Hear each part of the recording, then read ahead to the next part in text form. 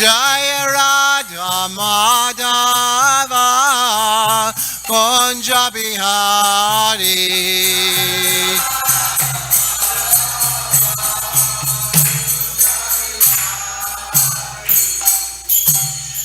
Jayam Vishnupad Paramahamsa Parivraja Kacharya Stotra Siddhasi Simad, His Divine Grace A.C. Bhaktivedanta Swami Srila Prabhupada Ki. Jayam Vishnupad Paramahamsa Parivraja Kacharya Astotra Siddhasi Simad, His Divine Grace Srila Bhakti Siddhanta Saraswati Thakur Maharaj Ki. Ananta Koti Vaishnava Vrinda Ki. ISKCON Founder Acharya's Divine Grace Srila Prabhupada Ki. Namacharya Srila Haridas Thakur Ki. Prem se kaho Shri Krishna Chaitanya Prabhu Nityananda Shri Advaita Gadadhara Shiva Sadi Gaur Bhaktivinoda Ki. Shri Shri Radha Krishna Go Gopinath Shama Kun Radha Kun Giri Govardhana Ki. Shri Vrindavan Dham Ki. Navadvip Mayapur Dham Ki. Jamunamayi Ki. Bhakti Devi Ki. Srimati Tulsi Maharani Ki. Brihamardanga Transcendental Book Distribution Ki. Grantara Srimad Bhagavatam Ki. Samaveta Bhakta Vrinda Ki. Nitai Gauda Premanandi. All glories to the assembled devotees. All glories to the assembled devotees. All glories to the assembled devotees. All glories to the lotus feet of Sri Sri Guru and Sri Gauranga. Om Namo Bhagavate Vasudevaya. Om Namo Bhagavate Vasudevaya. Om Namo Bhagavate Vasudevaya.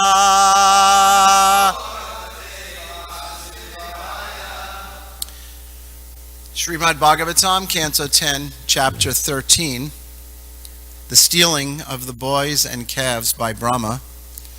This is verse number 20. Svayam Atmana Govatsan. Svayam Atma Govatsan. Prativaryatma Vatsapai. Prativaryatma Vatsapai. Kridam Atma Viharaischa. Vridam Atma Viharaischa. Sarvatma Pravishad Vrajam. Sarvatma Pravishad Vrajam. Swayam Atmatma Govatsan. Prativaryatma Vatsapai. Vridan Atma Viharaischa. Sarvatma Pravishad Vrajam. Someone else, please.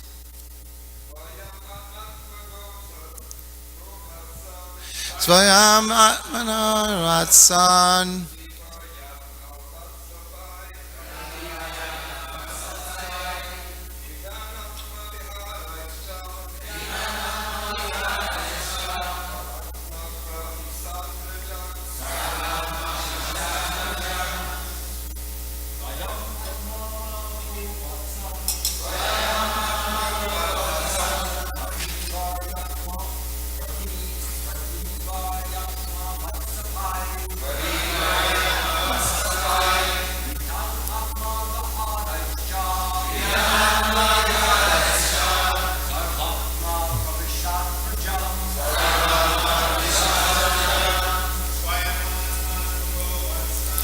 Swayam Atmana Govatsan.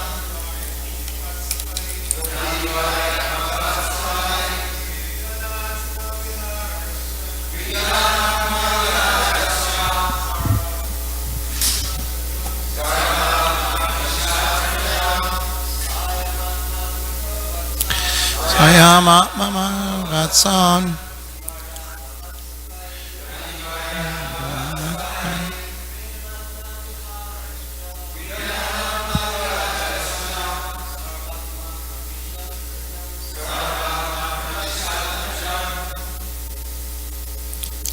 Ladies, please.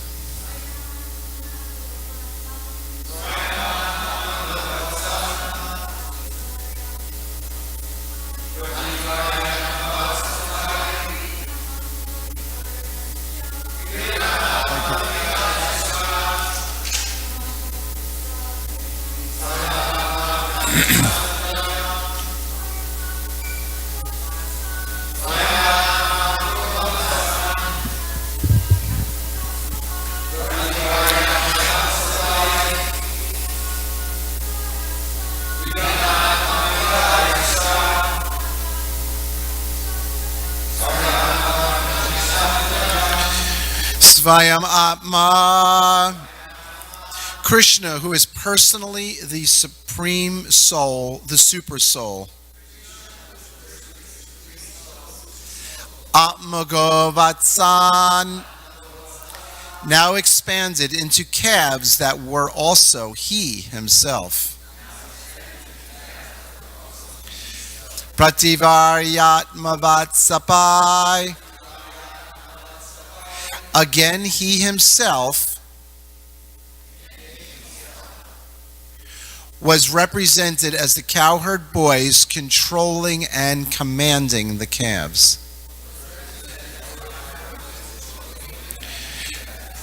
Kirdan, thus himself constituting everything in these transcendental pastimes. Atmaviharaicha, enjoying himself by himself in different ways. Sarva Atma, the super soul Krishna. Pravishat, entered. Vrajam, Vrajabhumi, the land of Maharaj Nanda and Yashoda. Translation, now expanding himself so as to appear as all the calves and cowherd boys, all of them as they were, and at the same time appear as their leader, Krishna entered Vrajabhumi, the land of his father, Nanda Maharaj, just as he usually did while enjoying their company. Purport by His Divine Grace A.C. Bhaktivedanta Swami Srila Prabhupada. Krishna usually stayed in the forest and pasturing ground, taking care of the calves and cows with his associates, the cowherd boys. Now that the original group had been taken away by Brahma, Krishna himself assumed the forms of every member of the group without anyone's knowledge, even the knowledge of Baladev, and continued the usual program. He was ordering his friends to do this and that, and he was controlling the calves and going into the forest to search for them when they went astray, allured by new grass. But these calves and boys were he himself. This is Krishna's inconceivable potency. He, as explained by Srila Swarup Damodar Goswami, Radha Krishna Pranay Ritir Ladini Shaktir Asmat. Radha and Krishna are the same. Krishna, by expanding his pleasure potency, becomes Radharani. The same pleasure potency, Ananda Chimaya Rasa, was expanded by Krishna when he himself became all the calves and boys and enjoyed transcendental bliss in Vrajabhumi. This was done by the Yoga Maya potency and was inconceivable to persons under the potency of Mahamaya. Om Gyanatimirandasya Gyananjana Shalakaya Chakshur Umilitam Jaina Tasmai Shri Gurave Namaha. This is a wonderful pastime. Krishna is totally amazing. Look what Krishna does. There's that nice chapter in Krishna book. Wonderful Krishna. So how wonderful is Krishna? Just look at what Krishna can do here. That he can expand himself into so many different beings. I wanted to just take a moment, since the chapter summary here is brief. I wanted to just read through the chapter summary, as is in the very beginning of this chapter. This chapter describes Lord Brahma's attempt to take away the calves and cowherd boys, and it also describes the bewilderment of Lord Brahma, and finally the clearance of his illusion. When I read that, I was thinking that this is what we're doing. We're actually working on clearing our illusion. As we know, there's the different defects that we've got, and one of them is to be illusioned. So by this wonderful process that Srila Prabhupada has given us of chanting Hare Krishna and attending the morning program and associating with devotees, we see that gradually that illusion dispels. Although the incident concerning Aghasura had been performed 1 year before, when the cowherd boys were 5 years old, when they were 6 years old, they said, "It happened today." What happened was this: after killing Aghasura, Krishna, along with his associates, the cowherd boys, went for a picnic within the forest. The calves, being allured by green grasses, gradually went far away, and therefore Krishna's associates became a little agitated and wanted to bring back the calves.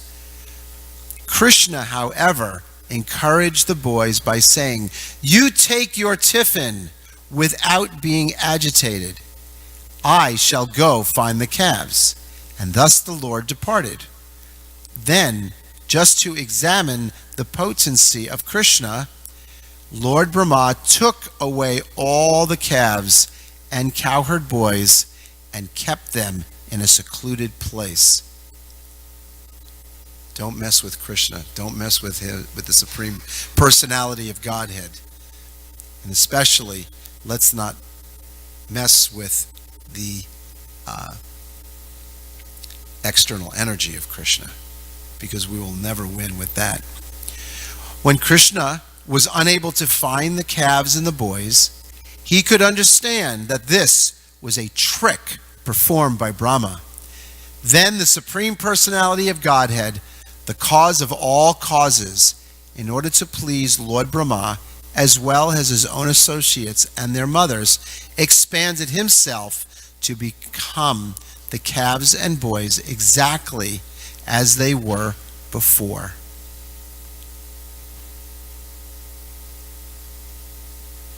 Krishna is the supreme cause of all causes. Ishvara Parama Krishna Sachit Ananda Vigraha Anadir Adir Govinda Sarva Karna Karnam. That's from the Brahma Samhita 5:1.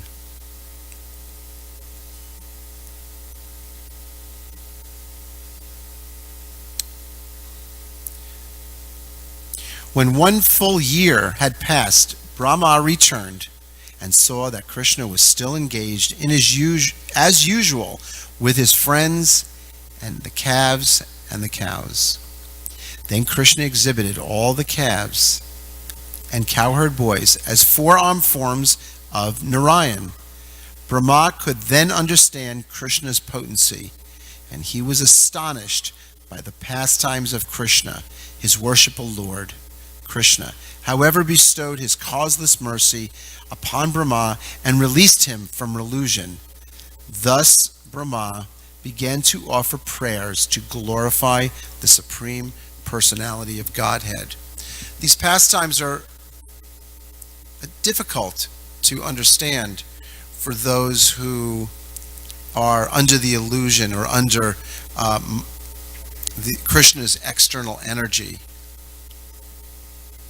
But as one becomes more purified, as one chants more, as one follows the process, Krishna starts to reveal to us his pastimes. We can understand those pastimes.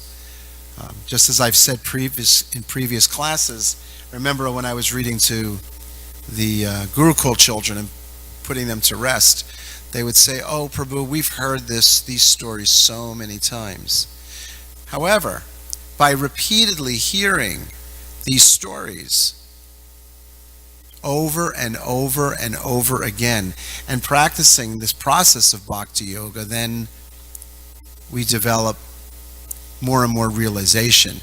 We start to develop more love for Krishna. We want to hear more about Krishna, just like the parent wants to hear how nicely their child will be doing. You see parents, they get together outside, you hear them, the mother is talking to their friends about their child and things that the child is doing in school and how well the child is doing just at home. And so, we like to speak about those people that are very dear to us.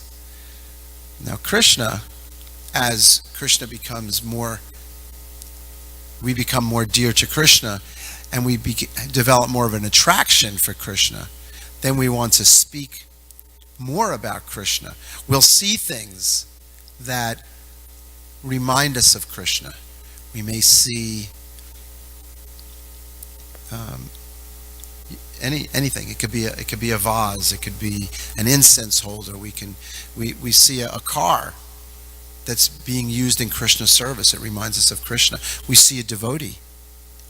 Reminds us of Krishna. Devotee with tilak, dressed in dhoti or saris. This reminds us of Krishna. We see foodstuff that's offered to Krishna. This is Krishna. This is prasadam. So, as we know, everywhere that Srila Prabhupada went, he was in Vrindavan. His consciousness was in Vrindavan. He would see everything related to Krishna. He would see Lakshmi. He would say, "Oh, let's have this Lakshmi and let's print books." He would see a building. "Oh, this would make a very nice temple for Krishna." So everything that Srila Prabhupada saw was for Krishna's pleasure, because Srila Prabhupada understood that everything comes from Krishna. As we're moving through the 10th canto now, we're getting to the end of where Srila Prabhupada was personally translating Srimad Bhagavatam. And it's interesting to note that the purports are very large. There's many purports that are very, very large, 2-3 page purports.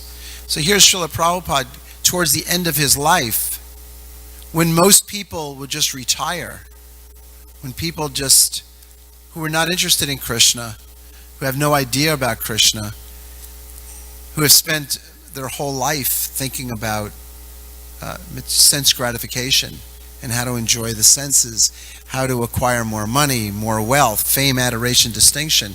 At the very end, material energy just puts them in a position where they can't do anything. And we've seen, I've seen even with some of my own relatives that have passed away, when I was there personally and I saw them and incoherent, weren't thinking about Krishna, and even to that very end was trying to enjoy. But Krishna is the cause of all causes. Krishna is amazing. Krishna can do amazing things. And I personally saw this when when my own material father was passing away, he was totally incoherent and under drugs and didn't even know that I was there. So I came in the middle of the night and I started reading Bhagavad Gita. And I also gave him some Ganges water. I poured Ganges water in his mouth. And I'm reading Bhagavad Gita, and I was tired because it was in the middle of the morning. It was 2 o'clock in the morning, and I had flown to New York, so I hadn't rested. And I'm reading Bhagavad Gita, and I stopped for a minute just to close my eyes. And all of a sudden, my father says to me, "Please keep reading." So I thought this was amazing. I opened and I looked at him, and he was looking at me, and he says, "Please read more." So I continued to read more and discuss Krishna consciousness, and he became very coherent. We were having a conversation just like I'm speaking to you now for a couple of hours. And then the sun came up, and the doctor walked in, and all the nurses came walking in, and here's my father sitting up, and he's looking at the doctors, and the doctors were like, "What's going on here?" They looked at me and says, "What did you give him? What did you do?" So my father said, "Hare Krishna is here." And then he went back into being, he wasn't coherent after that, and that was it. But it just goes to show you how the soul is yearning, how the soul wants to hear about Krishna. This is our natural constitutional position, to hear about Krishna, the Supreme Personality of Godhead. So the more we hear, the more enlivened we become, the more inspired we become. We heard the other day, I don't remember where it was, I think it was in class, it was either here or when Sacinandana Prabhu was reading over in the Prasadam room, someone asked about being enthusiastic, or it might have been on Saturday and Sunday when the Srila Prabhupada memories are being played. But how do we be enthusiastic? Well, just by being enthusiastic. But that's a bit of a challenge sometimes. So, how do you be enthusiastic? Go back to the basics. Chanting Hare Krishna. Go back to the basics. Associate with devotees. Go back to the basics. Hear and chant. Hear and chant. Hear and chant. It's not necessarily that the body is going to not feel pain, or there's things in life that are challenges and we have to deal with those. But the main thing is hearing and chanting, hearing and chanting. Keep hearing and chanting. Just keep associating. Keep putting good thoughts, good things into our ears, into our head, and then naturally that's what comes out. So Srila Prabhupada showed by perfect example how his whole life he was absorbed in Krishna consciousness. He was absorbed in hearing and chanting and doing service for his spiritual master, Srila Bhaktisiddhanta Saraswati. And therefore, at the time when Srila Prabhupada, it would appear that somebody would just, not just want to be taken care of and have some of their material needs met. And Srila Prabhupada continued to translate the Srimad Bhagavatam with complete enthusiasm.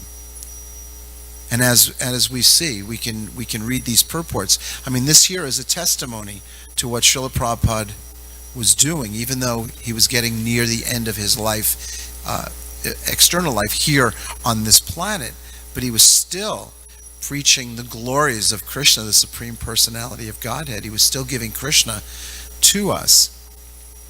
Now, these stories they're inconceivable to persons that are under Krishna's Mahamaya energy. So it's very important that we,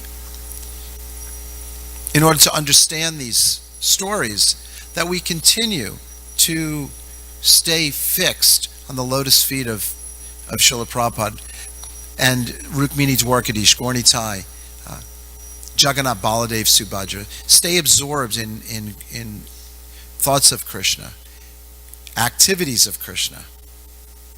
Srila Prabhupada writes in all of his books, there's so many books, there's so many places that we can go to where Srila Prabhupada gives an instruction. There's so many letters. There's so many senior devotees.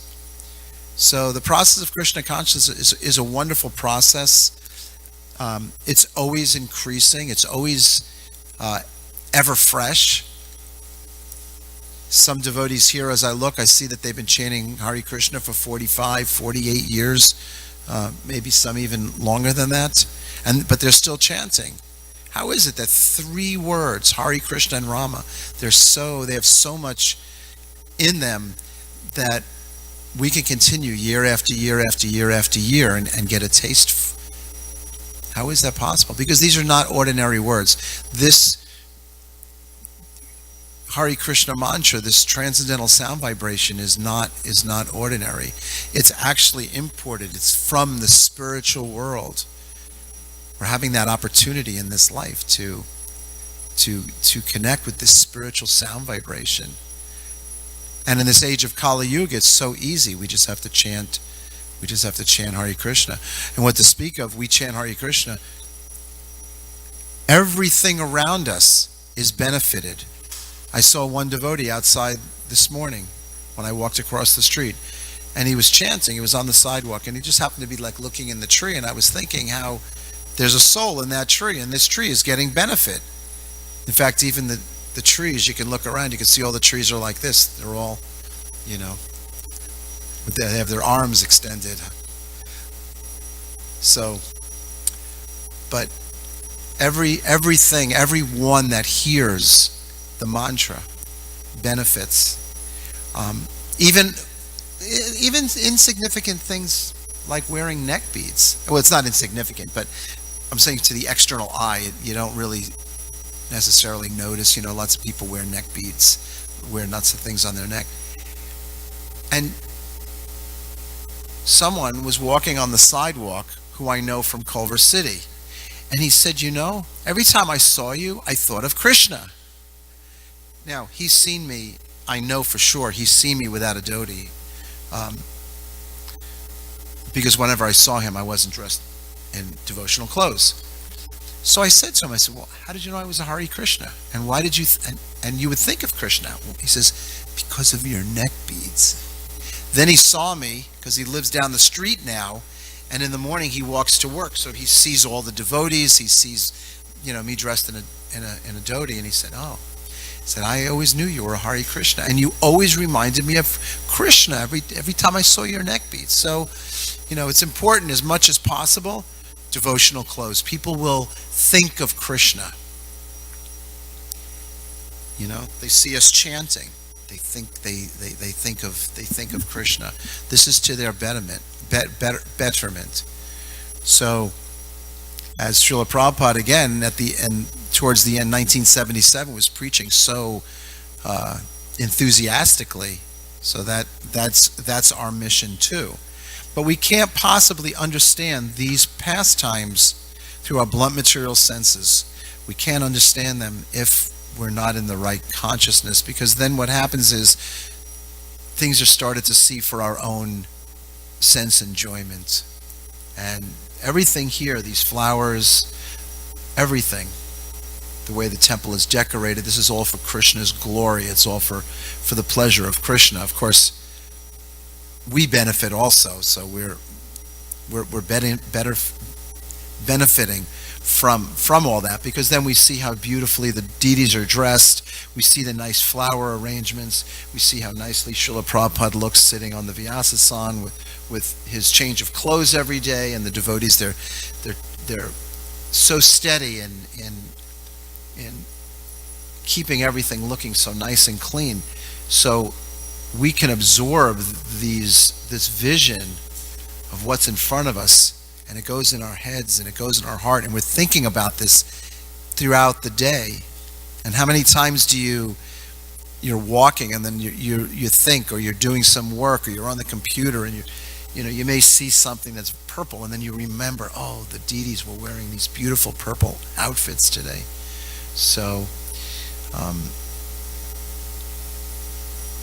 that's a true testimony to how hard everyone here is trying to serve Krishna and chant and become purified. And I become enlivened when I see all the devotees here. They're doing such nice service, and coming to the program every day. It's very inspiring. So that's how I get faith. And we speak about faith in Krishna consciousness in Bhagavad Gita. Faith comes from association with devotees. So that association is very, very important. And I know that different devotees have told me at different times, and we've had discussions about this, how important association is. So looking around here, you're all not ordinary people. You're all extremely special people because you're dedicating your lives to Krishna. Those of you that are listening to class as well, you also are not ordinary. You're very special. You're taking your moment now at 8:10 almost this morning to listen to Srimad Bhagavatam class, no matter where you are. And I know that you're out there because people tell me how they're out there watching class, they watch the morning program,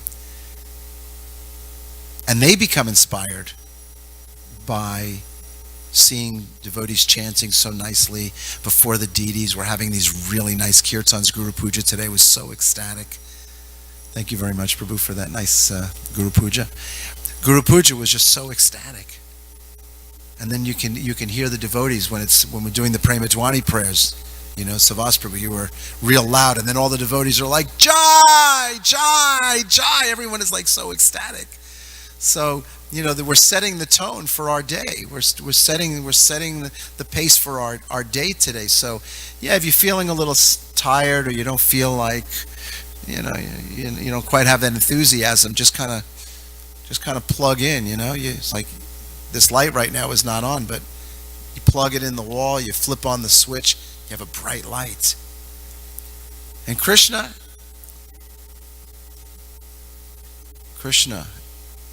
is light. Krishna Surya Sama Maya Haya Andhakara. Godhead is light, nescience is darkness. Where there is Godhead, there is no nescience. So we're trying to think how to really understand these pastimes, how to understand Krishna's inconceivable potency. As Srila Prabhupada writes in the purport, this is it. We have it right here. Keep plugging in. Don't take the plug out. Keep that light on. Keep going. Keep going. Don't stop. I see some smiling faces. That's really nice. That's ecstatic. This is joyfully performed. This is a great process. And all challenges, Jai, Haribo! All of the challenges in life. We're in the material world. There's going to be challenges. We're going to feel pain here. We're going to feel pain here. We're going to feel pain here.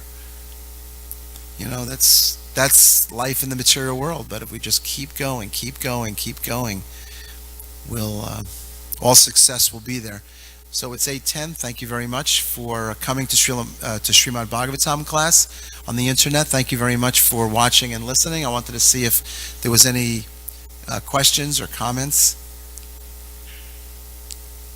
Brigupati Prabhu.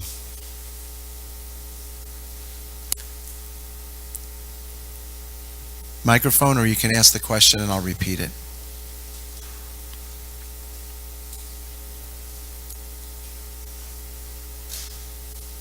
Okay, the microphone's coming.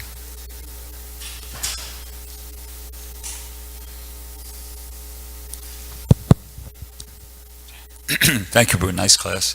In relation to that anecdote you described it when your father was passing away.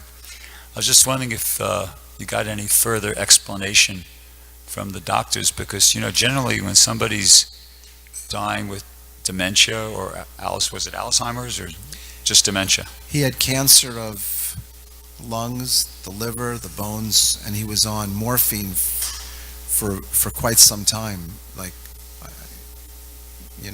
family would come visit him, and he couldn't have a conversation with anyone. Right. So that's why I was surprised when I'm there and I'm reading, and then I know the soul's benefiting, but and then he wakes up. Because usually when people are in that kind of a condition, they don't pull out of it to be able to be coherent for a couple hours and have a conversation with somebody. So just wondering if they offered any explanation for how that happened.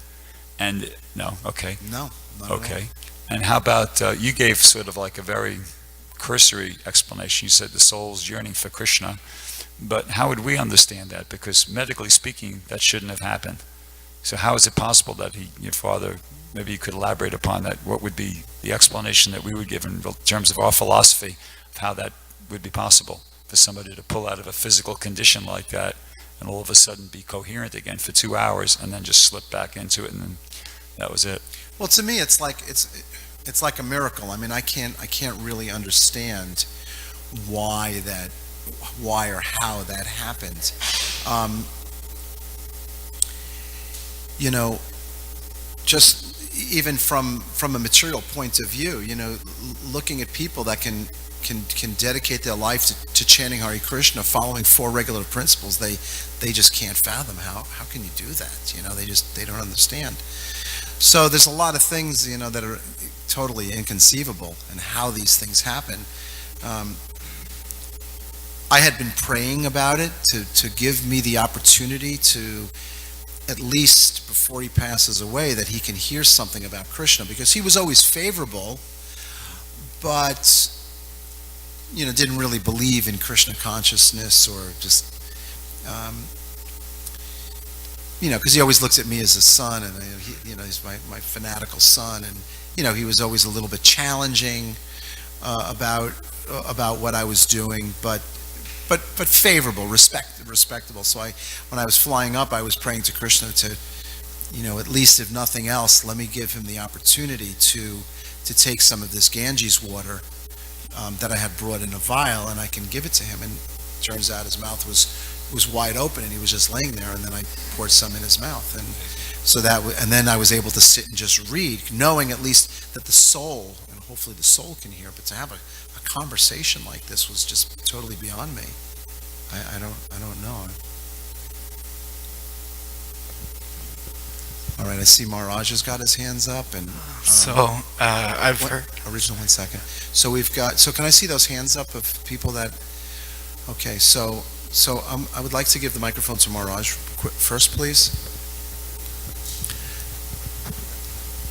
and then I'll come over here. Yeah, go ahead, Maharaj. Thank you very much for a very nice class. I'm enjoying it. This question that just has arisen as Prabhupada's question, you know, what explanation is there? Well, the only thing, as you said, it's rather miraculous, but in another sense, it's not. It's not in the sense that you were chanting Hare Krishna, weren't you, to your father? Wasn't that going on? So when you chant Hare Krishna, Krishna and his name are non-different. So you were giving him Krishna. And what is impossible when you give Krishna? Of course, it is Krishna's choice as to whether he wants to manifest himself and make this particular individual become alert and become more alive than he had been. That's Krishna's doing, since you gave him Krishna. So Krishna is right there. And therefore his soul was connecting with Krishna, and that, in a sense, woke him up, and he began to speak with you about, I assume, spiritual matters, yeah? Because that's what Yes, we were discussing Bhagavad Gita, so then we had a conversation about it, and he asked questions. So we should not underestimate the value of the holy name. The holy name can do all sorts of miracles, as you were just mentioning, and we don't explain them in normal, ordinary scientific terms, although I'm sure that there's a scientific basis, which is a science far beyond and above what we normally know, because it's of a transcendental nature.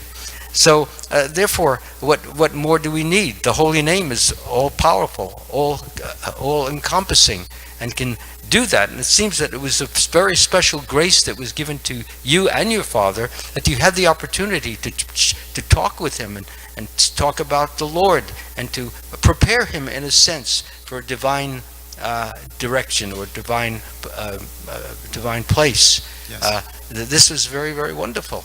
So that chanting of the name actually it's a great blessing, and that's what you did, and that was the result of your chanting. It was more than just words.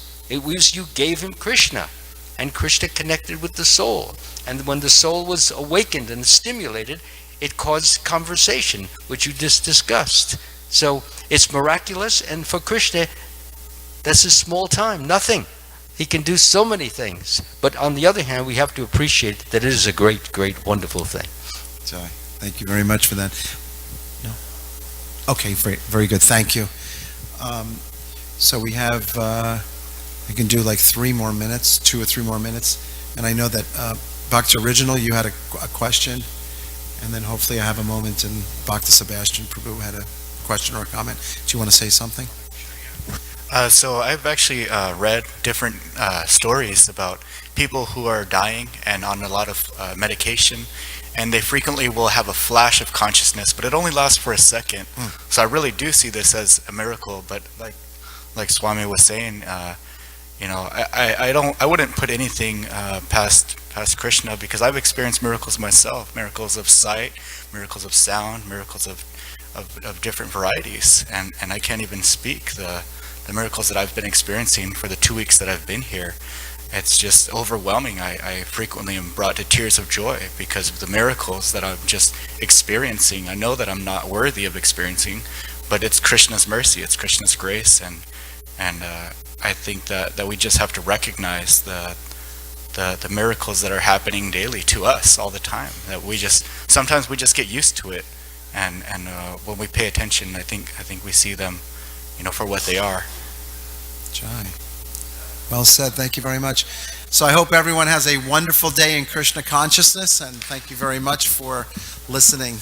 All glories to Srila Prabhupada. Hare Krishna.